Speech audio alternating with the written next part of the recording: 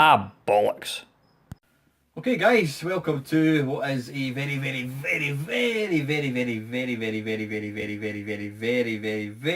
Friday waffle. Excuse me, apologies about the lateness of it. If some of you may have noticed, I put up a little technical difficulties video last night. It wasn't intended to piss people off. I think a few people were wondering why I was doing that. I think it's more a question of I didn't have any time. I simply didn't have any time at all to get it done last night. And I've been making the Friday waffle now for almost 3 years. And there are a couple of people who can expect to see it on a Friday, hence the reason it's called the Friday waffle. And I was concerned that if I just didn't put out a video, people would be thinking, oh, I hope he's alright. So that was it. It was either just leave it until today or put out a little daft video. You know me by now, guys. You know it's a bit of laugh. So anyway, but this is the late Friday waffle. Firstly, do you like my t-shirt? I think it's rather spiffing. Now, I was at the Jean-Michel concert last night in the Glasgow Hydro, which is a new, well, I'm saying new, it's been there a few years now, it's a new kind of purpose-built concert hall. Like a lot of guys my age, people my age, I'm a massive fan of Jean-Michel. I mean, he was the pioneer of electronic music as far as I'm concerned. Believe it or not, Oxygen, the album, probably that's the one he's most famous for. It came out in 1976 and he actually started making electronic music in 1972. 1976, probably half the people that are actually watching this video weren't even born then. And he's one of these guys, if you've never heard of him, go and do a wee Google, but basically he's a guy, he hails from France, and he's now, what age is he, 68 I think it is, and he looks incredible. I mean, he looks about 45 years old, bastard. Whereas I'm just over 45 and I look about 68. But anyway, yeah, he's one of these guys. He's been playing music, I said, all these years, and he tends to play big arenas. I mean, he played a really famous concert in London Docklands. I think it was 1998, to something like 200,000 people.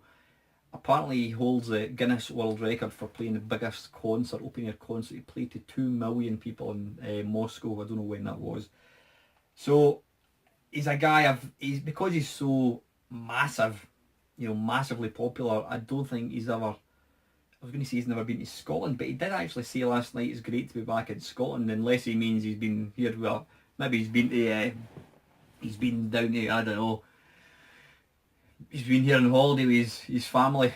I don't know, but yeah, it was amazing to get to see somebody whose music is ingrained in your life. I mean, all the Oxygen, Equinox, all these tracks, they're all part of my life, and that was a big part of what helped kind of go hand in hand with me getting into computers. I mean, I wouldn't be the only guy, I'm imagining, that would have loaded up your favourite C64 game and stuck on a bit of Jean-Michel on your record player.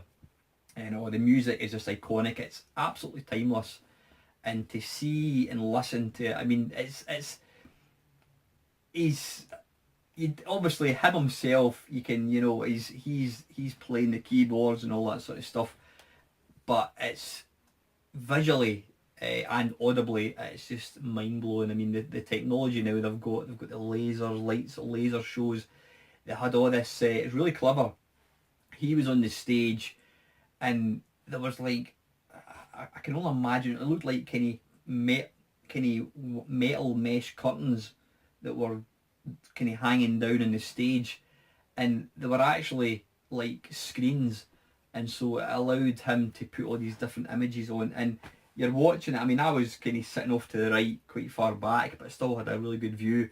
And the images of what he was putting up were incredible. Big like 3D skulls rotating, just absolutely mind blowing. I mean, I know people say this every time, and I certainly do. Every concert I go to, I always come away saying that was the best concert I've ever been to, and I've got to say that was the best concert I've ever been to. I felt really privileged to get to finally see him. So that was awesome. So yeah, I thought I would treat myself to a nice t-shirt. I don't normally, you know, they're quite expensive, but hey ho, you can't take it with you. So anyway, that was the reason that I wasn't here last night. So yeah, what have I got? I've got a little bit of paper somewhere. Right, next thing, PSVR. Unless you've had your head buried in the sand or been on a desert island these last couple of weeks, you couldn't have failed to notice the amount of stuff on the internet, social media and whatnot about the PSVR, which was released a few weeks ago. Now, as I mentioned, I did originally have it pre-ordered, but I cancelled it. I mean, the main reason I cancelled it is down to money. I simply don't have 350 odd quid at the moment to spend in it. But sort of nearer the release date was kind of coming, I was just a bit conscious that there didn't appear to be any big kind of blockbustery games, you know, available. And because I've not been using my my Samsung VR, I mean, I raved and raved and raved about the Samsung Gear VR thing. I raved about how wonderful it is, and it is a fantastic bit of kit for the price. But I've got to say, I've not used that for, I think I've used it once in maybe 6 months. You know, I've got to say that. And I was just conscious that I think the PlayStation VR would probably be the same way. I mean, it's 350 quid. Then you've got the price of games as well. But there was what would you call it? The Play Expo Manchester was on last week, and apparently Jeff Minter and Lamasoft, his company, they were demoing their game Polybius. Is it Polybius? I think they call it. Now, I don't know too much about it. I know Jeff did put a post up about it. Apparently it's some kind of urban myth arcade game, a game that was never actually released. I'm not overly too sure exactly what it's about, but Jeff has been working in this game for a long time, and from what I'm kind of hearing on the internet, and my big mate Mark Lactobacillusprime, he had a shot of it. It's supposed to be absolutely awesome. It's meant to be the go-to game. Now Mark's, he picked his up. I've not actually watched his latest video when he's given his opinions and views and that kind of stuff, but I'll put a wee link to that video below. But I'm interested to see just what it's like. I mean, I think unless it bombs heavily, which I hope it doesn't, I think there will be, well, in fact, most definitely will be bundles getting put together probably in the next 6 months. You'll probably find you'll be able to pick up a PlayStation 4 Pro and a VR headset for, I don't know, maybe £500, something like that, £400, whatever. So I'll probably will pick one up at some point, but I'm really intrigued to see just how good it is. As I say, going by what I've been reading about, it seems to be, it's getting really favourably sort of good reviews. But again, it's my concern with this machine is the longevity of it. I do happen to think it's going to be a bit of a novelty, and I think it might be something that you'll use for a short time and then probably rave about it like I did with the Gear VR, rave about it to everybody that's willing to listen and to those that aren't willing to listen, and then after a wee bit you go, can't be bothered with it anymore. So don't know, like I said last week, I really hope I'm wrong. I hope it goes on to be a massive success. But one of the videos that Mark put up, he was talking about how comfortable it is. I know I keep calling it Hive. The HTC Hive, it's the Vive you fool. The HTC Vive and also the Oculus Rift, apparently they're not the comfiest headsets. You get big kind of sort of panda, you know, marks all the way around your face. Apparently, according to Mark, the PSVR doesn't have that. It's meant to be super comfy, and because the way it's been designed, you don't have the weight sort of, you know, pulling down in your eyes. I think the weight, it's more designed like a kind of baseball cap. The weight is almost to the back of your head. So I'm looking forward to seeing a bit more about it. I probably will pick one up at some point, but right now I'm just going to sit in the fence and see what happens and see if it turns out to be something worth picking up. But yeah, I'm definitely excited about it. So anyway, yeah. Right, PSVR. Now, why did I put this one? as anybody, again, that's not had their head buried in the sand for the last few months, there's a game, now I keep calling it the wrong name, I think. Is it No Man's Sky? No Man's Land? No Man's Sky? I think it's No Man's Sky. You know the one I'm talking about. The one that came out in the Steam and also the PlayStation 4, where you basically wander about an infinite number of planets. Now, that game, apparently it was touted as being this amazing, all-encompassing game. You know, you can infinite planets, you can do this, there's multiplayer, there's this, there's that. I mean, I don't know too much about it because I've really not been too interested in it.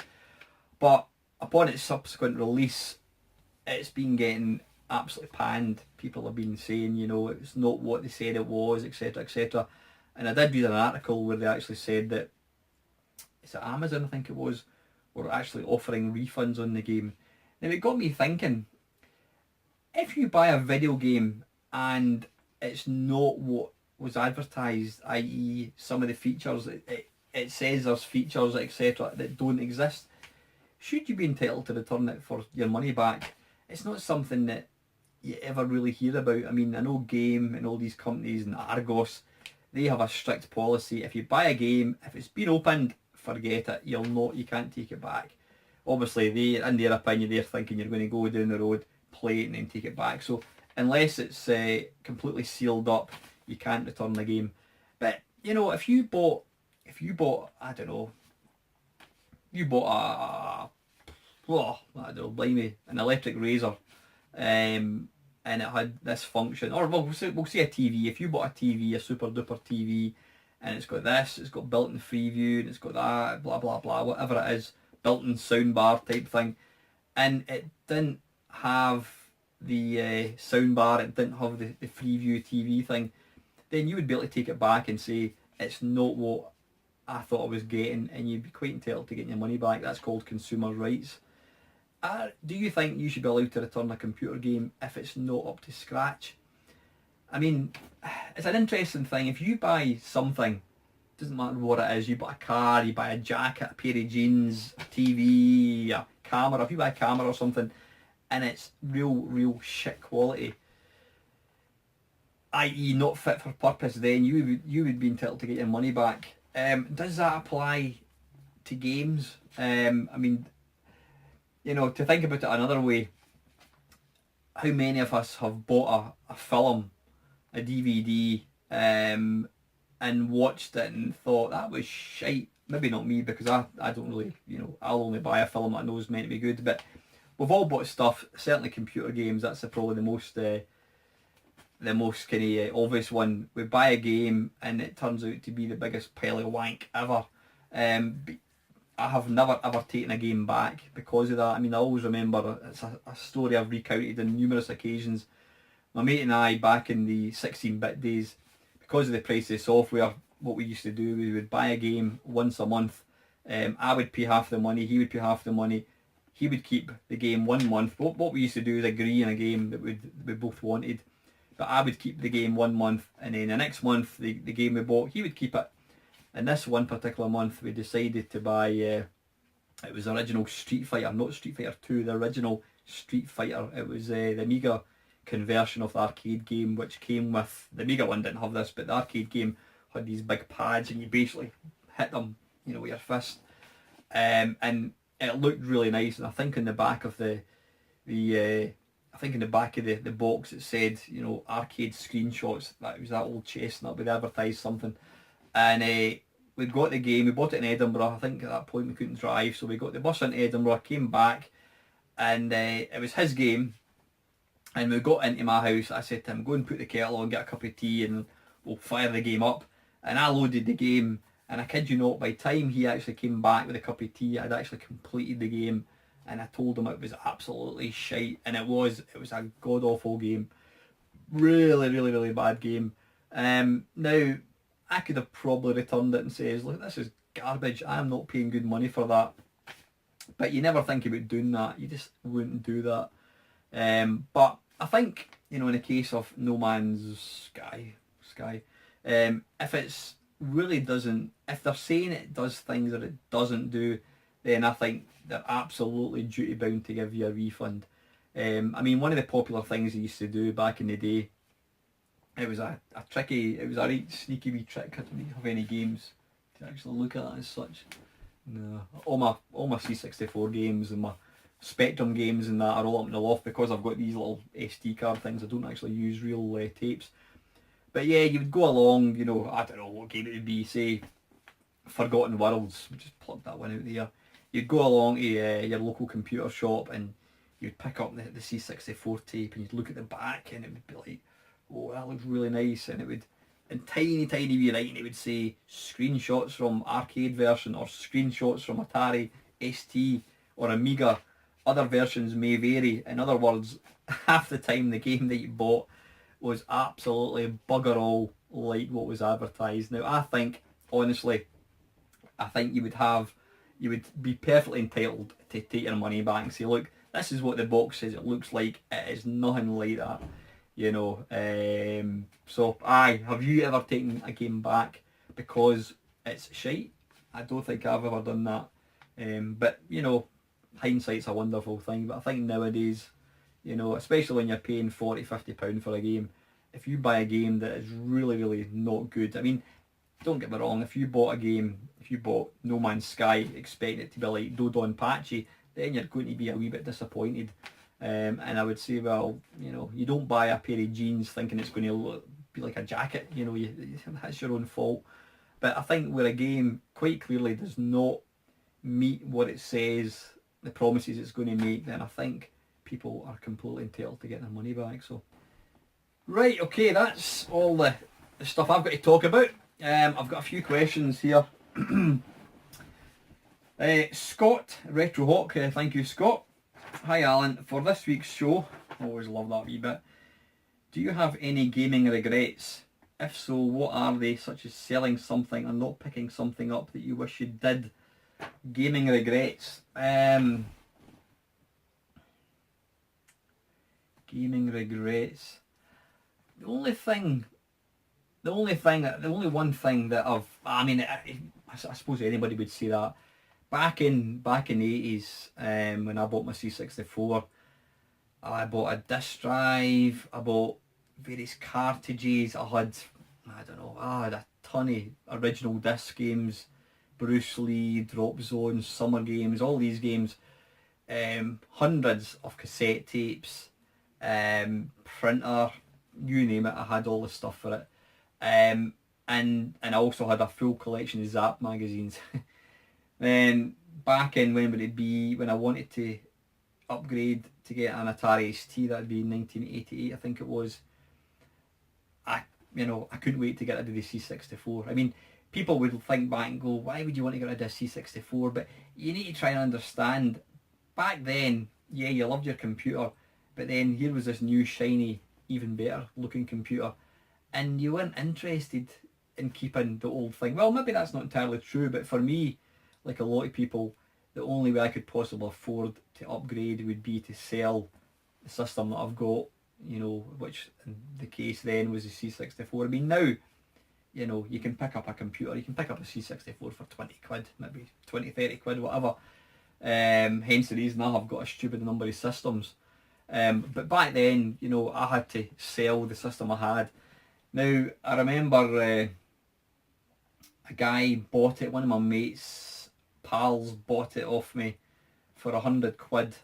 In fact, I actually remember now I think about it.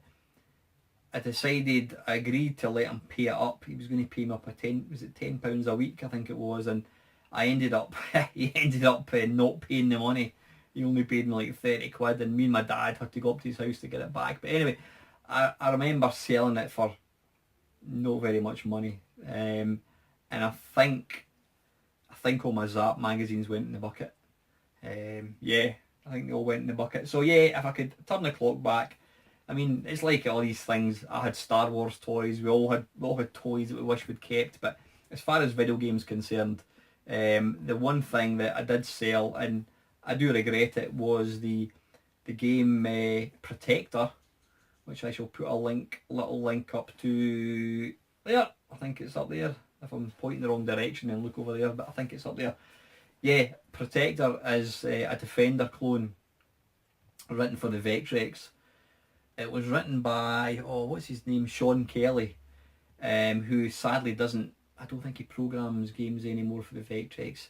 He is, there's a lot of guys that do Vectrex, well I've seen a lot of guys, there's a few guys that do Vectrex stuff, but to my mind, in my opinion, Sean Kelly is the best. The games, he didn't make that many games, but the games he put out were just absolutely extraordinary. And this Protector, it was he only produced was it 200, I think it was. Each one was marked with a number. It came with a cartridge, the box, beautiful box. It came with the overlay, and it says it came a certificate telling you that you had I can't remember what number that was, but there was only 200 produced. And about, well, when would it be? Maybe 3-4 years ago, I was wanting to buy something. I can't remember for the life of me what it was. I was wanting to buy something, and I sold it. Now, I mean, I bought it for, was it about 60 quid, something like that, and I think I sold it for 150 quid. Now, if you go into eBay now, you just never see them for sale. I mean, they probably go for daft money. They probably go for way more than 150 quid now. But yeah, I sold it back then, and I do regret it, and that is why I really don't sell anything. I mean, I've got lots of stuff here. I'm looking up there. I've got my, my Virtual Boy and that kind of stuff. I've got a lot of stuff here which I've bought and I've never used. But you know what? I'm the type of person, I don't, unless I was really desperate for money for something, then would sell it. I don't see the point of selling it because I don't have anything that's worth a great deal of money. You sell something that you love. I mean, see my Atari 800, which I love to bits. That's probably worth maybe a couple £100. Yeah, I could sell it tomorrow for £200, and I know I would instantly regret it. And that's why I tend to hang on to virtually everything. I don't like to get rid of anything. Like I said, I have got a lot of bits and pieces that I just simply I don't use, but I like to know I've got it. I mean, who knows, maybe one day I will, and I'm sure that day will come at some point, where I'll just decide, right, enough's enough, I'm going to sell everything. I'll sell everything, keep my C64, my main cab, and get rid of everything else. But right now that's not going to happen. I just love coming up to my games room and spending a bit of time playing stuff. So that's the only gaming regret of something I've sold. If I could be, to turn the clock right back, picture 1987. 1987. It was in the middle of summer, and me and a couple of mates were driving down to the seaside in a place called Burnt Island, which is in Fife, across the River Forth. We were driving down there. I think it was in my car. We're driving down along the coast to Burnt Island, and what do we pass? A Galaxian machine lying at the side of the road, abandoned. And I remember we didn't stop the car. We just kind of laughed out loud. Oh bloody hell! There was a Galaxian machine. No idea if it worked, but it had just been dumped. And again, especially any collector would be thinking, were you mad, man? Why did you not go and pick it up? But again, back in 1987, I wasn't interested in a Galaxian arcade machine. I had my spanking Atari ST, which was way better, obviously. So I had no reason to go and pick it up. But yeah, if I could go back in time to 1987, that hot summer's day, when I was going to the beach, I would probably hire a transit van, and I would have stuck it in the back of that and brought it back. But again, that's something that's I can't follow. But anything else? Has there been any purchase that I have had the chance to make and not? I don't think so. I don't think there's anything. I mean, I've pretty much got everything that I really want. The only thing I am on the lookout for, and I've kind of said before, I didn't have any inclination to buy one, but I think I'd quite like to get one. If anyone knows of anybody that's selling an NES for a not too expensive price, please let me know. I quite fancy it. One of my mates was selling his. It was in mint condition, boxed. Had the extra controllers and that, and he gave me first kind of dibs, but he was wanting just a wee bit too much money for it, so I declined it. But saying that, I did go on eBay, and some of the prices for hardware seems to have shot up. I mean, like, I was looking at the price of an Atari 1200, and they're going for daft money now. It seems to be, I mean, for a while there, hardware was coming down in price, but I think it seems to be kind of going on up again. But aye, there's been anything that I've not bought that I wish I could have. There's been things. I mean, have I ever had a? There's been machines where I think, oh, I'd like that, and I haven't bought it, but I've probably bought it now. But I'm trying to think if there's been any bargain that I was offered and I never took it up. Don't think so. No, it's probably quite unusual. There probably has been something that I've regretted not getting at the time, but nah. As I said, I have had a few regrets selling stuff. I mean, I came very close to selling my Pandora console. This little thing here, which you've probably seen before. Absolutely fantastic wee machine. Now I was going to sell this for to fund the price of, was it a JXD, I think it was. Now it was actually Lactobacillusprime, who he told me don't do it. He says you'll just regret it, and so I didn't do it. And I've got to say, I'm quite glad, because this is a fantastic wee console. I might actually I have got a video of this in action, but it's a very old, very old video. I might do a more up-to-date one. Let's just see if I can get this thing going. But yeah, it's I was going to sell this. God, the menu thing's pretty crap to actually try and see. The menu system in this isn't the greatest. Let me try. I mean, just to give you a quick overview of this is an ancient, it's about, I don't know how old it is, it's probably about 10 years old. The technology in this is really low. It's something like a 666 processor. It's an ancient piece of hardware, excuse me, but when you actually see what this thing can do, it is just phenomenal. Let me try, how do we play? Launch, there we go. Right, this is an ancient piece of machinery, and some people sort of mock this thing, thinking it's really wholly underpowered. But when you actually see this thing going, this is Street Fighter. There we go. You'll see in a second.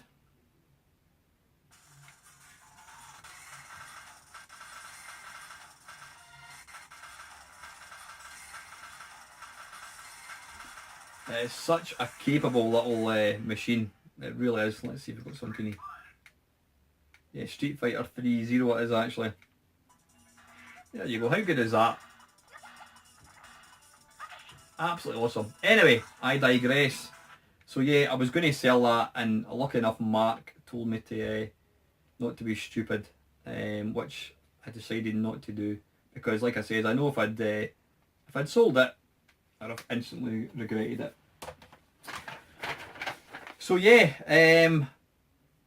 second part of Scott's question. Also, what got you into YouTube? Now I'm guessing when you say what got me into YouTube, you mean making videos. You know what? I'm going to not answer that question, because in fact, nah, stuff it. Doesn't matter. I was actually going to. I was going to be talking about this. I've been trying to come up with. I'm getting gradually nearer to the 1,000 subscriber mark, which is going to be awesome. Hopefully I'll get there before Christmas. It seems to be doing pretty well. I've been kind of putting together some things for my 1,000 subscriber special. I've never ever done a subscriber special. I've never done any landmark subscriber numbers, and I think 1,000 definitely merits it. So I was going to be talking about what got me into YouTube, but nah, I don't mind mentioning it here. I started, like most people, I just thought of YouTube as a place to go and watch videos. If you wanted to see a video of some group, you typed into YouTube and that was it. And then I can't even remember how it came about. I think it might have been one of my mates at the computer club mentioned about a guy called Steve Benjamin. He's like, do you watch Steve Benjamin YouTube? And I didn't know at that point that people had channels. I didn't know what a channel was. And I had a look up and I watched Mr. Benway and I got hooked, you know, like a lot of people. And I followed Steve for quite a while, and then I started watching a guy called Ashens, who's massive. He's massively popular, something like 1.5 million subscribers. Started watching him as well. And then it's at that point I didn't have any I didn't have any incentive to go and make, or desire to go and make a channel as such. But there was one day I was sitting with all my games and that around me, and I thought, I've completely lost my gaming mojo. I thought, I can't be arsed playing anything. There was nothing that interested me. Then I thought, just why don't I play a really shit game? Why don't I play a crap game? That'll be funny. Then I thought, why don't I record myself playing a crap game and put it on YouTube? So I started that. I did that, and I called it the 10-minute mashup, and it was basically going to be I play a crap game for 10 minutes. So I started that, and then it just picked up from there.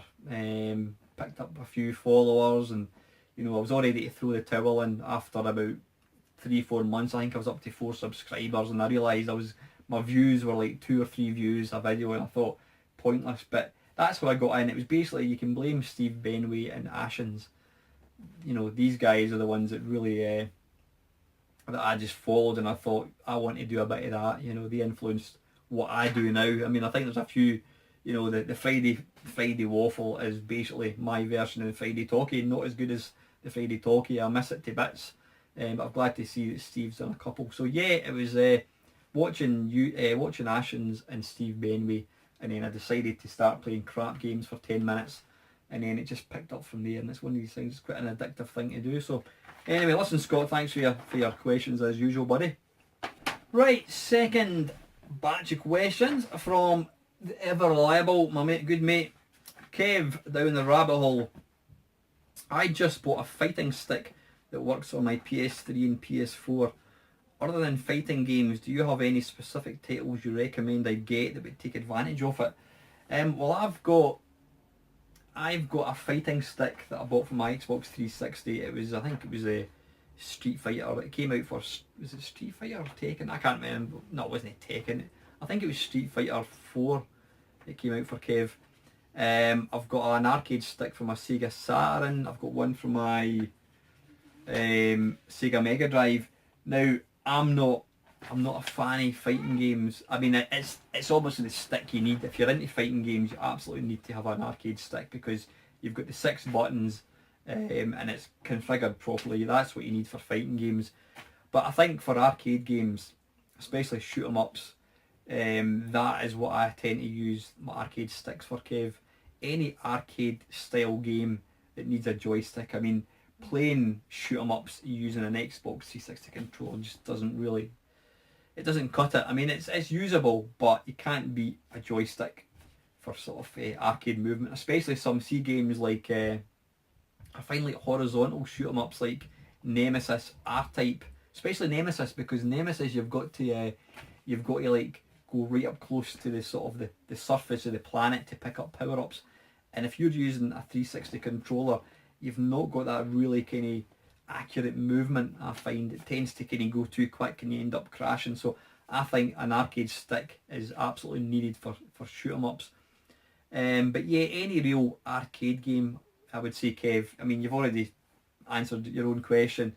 Fighting games is where it's at, and it says shoot 'em ups as well. I think any fast-paced arcade style game, I think you'd find that your arcade stick would suit the bill just well. Do you have any? Yeah. What's a good shoot 'em up? Oh bloody hell! A good shoot 'em up on the PS3, PS4. I'm not overly sure what shoot 'em ups there are. I mean, one game that I have got for the PS4, which is excellent, and I've not played it in a while. I'll need to rectify that. Is Resogun. It's kind of like I was going to say 3D Defender. It's kind of similar to Defender. Shoot the baddies. You pick up rescue hostages, but it's also kind of like a bullet hell shooter, because you've got to try and keep. It's like what do you call it? Chaining score. The more baddies you can keep shooting continually without a break, you get big scores. So Resogun's excellent. I'm not too sure of any other games for the 360. It's not the 360, PS3. I mean, there's games like what do you call it? Ikaruga, which came out that's on the Xbox 360. I don't know if it came out on the PS3. Not too sure. I don't, like I said, Kev, I don't really have many shoot 'em ups at all. I mean, my PS3, I'm ashamed to say, I've actually got very little games on the PS3, because I got the Xbox 360 first. That's always been my kind of choice of that generation's console. I mean, I always prefer the Xbox 360 controller as well. So really, because a lot of the games were like, they came out in both systems, I'd always go for the Xbox 360 one. So I really don't have any idea of better games or games to recommend, unfortunately, Kev. But yeah, for shoot 'em ups, I says Ikaruga, but that's not, I don't think that's out on the PS3. But Resogun is excellent. I'd imagine that the arcade stick would be good for that. So yeah, anyway, Kev, thanks again for that. Right, listen, that is me. I've finished talking my pish. Well, sorry, just further, Kev, you're on about any other games. You're talking about Pac-Man 256, which is an excellent Wii game. Yeah, again, arcade games. Arcade games is where it's at. So, right, before I go, update to channel. Now, I've been aware, I mean, case in point, not getting this Friday Waffle out until Saturday. I've been aware of kind of not getting videos out as often as I would like. I mean, I have been putting them out, I've been rushing them. And I'm kind of struggling a wee bit on the time side of things. Now, I think what I'll do, I've always tried to put a video out on a Monday, a Wednesday, and then the Friday Waffle. So Monday, Wednesday, Friday, basically one every couple of days, and maybe if I've got a bit of time I'll put one out on a Sunday night. But I've just been conscious this last while of trying to rush videos, and I've made a few videos recently. I mean, because of my job, I'm mega busy at work and that kind of stuff, and you know, I've got my family in the house. What I've been doing is recording a video and then overlaying the sort of audio part later on. And sometimes I've got to do it late at night, and I'm whispering into the microphone, and I just think it's a bit rubbish. I'm not overly happy with what some of the videos I'm putting out. So I've decided I'm going to stop putting pressure on myself to have a video every 2 days.